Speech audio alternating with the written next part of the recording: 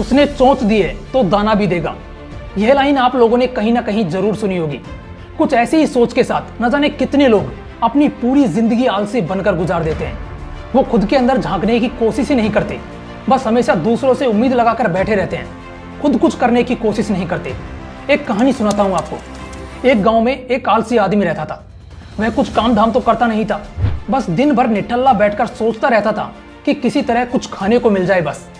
एक दिन वो यूं ही घूमते घूमते एक आम के बगीचे में जा पहुंचा। वहां पर रसीले आमों से लदे कई पेड़ थे। रसीले आम देखकर उसके मुंह में पानी आ गया और वो आम तोड़ने के लिए एक पेड़ पर चढ़ गया। लेकिन जैसे ही वह पेड़ पर चढ़ा, बगीचे का मालिक वहां पर आ पहुंचा। बगीचे के मालिक को देखकर आलसी आदमी डर गया और जैसे तैसे पेड़ से नीचे उतरकर वहां से भाग खड़ा हुआ। भागते भागते वह गांव के बाहर स्थित जंगल में जा पहुंचा। वो बुरी तरह से थक चुका था, इसलिए वो एक पेड़ के नीचे बैठकर आराम करने लगा।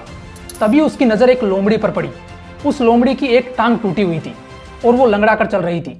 लोमड़ी को देखकर आलसी आदमी सोचने लगा कि ऐसी हालत में भी इस जंगली जानवरों से भरे जंगल में ये लोमड़ी बच कैसे गई, इसका अब तक शिकार कैसे नहीं हुआ।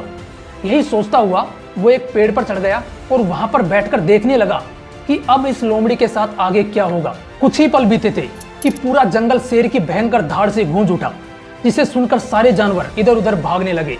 लेकिन लोमड़ी अपनी टूटी टांग के साथ भाग नहीं सकती थी। वो वहीं पर खड़ी रही। शेर लोमड़ी के पास आने लगा। आलसी आदमी ने सोचा कि अब शेर लोमड़ी को मारकर खा जाएगा, लेकिन आगे जो हुआ वो बहुत ही अजीब था। शेर लोमड़ी के पास पहुंचकर खड़ा हो गया। उसके मुंह में मांस का एक टुकड़ा था, जिसे उसने लोमड़ी के सामने गिरा दिया। लोमड़ी इत्मीनान से उस मांस के टुकड़े को खाने लगी। थोड़ी देर बाद शेर वहां से चला गया। यह घटना देखकर वो आलसी आदमी सोचने लगा कि भगवान ने धरती के समस्त प्राणियों के लिए, चाहे वो जानवर हो या इंसान, खाने पीने का प्रबंध कर रखा है। यह सोचकर वो अपने घर लौट गया। घर आकर वो 2-3 दिन तक बिस्तर पर लेटकर इंतजार करने लगा कि जैसे भगवान ने शेर के द्वारा लोमड़ी के लिए भोजन भिजवाया था, वैसे ही उसके लिए भी कोई ना कोई खाने पीने का सामान लेकर जरूर आएगा। लेकिन ऐसा कुछ नहीं हुआ। भूख से उसकी हालत खराब होने लगी। आखिरकार उसे घर से बाहर निकलना ही पड़ा।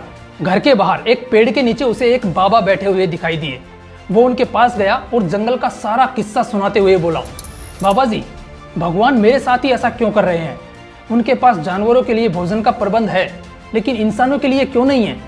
बाबा जी ने उत्तर दिया, बेटा, ऐसी बात नहीं है। भगवान के पास सारे प्रबंध है, दूसरों की तरह तुम्हारे लिए भी हैं।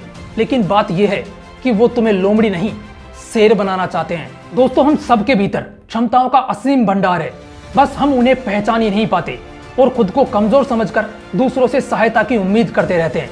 इसलिए खुद की क्षमता को पहचानिए, दूसरों की सहायता का इंतजार मत कीजिए। इतने सक्षम बनिए कि आप दूसरों की सहायता कर सकें। जय हिंद, वंदे मातरम।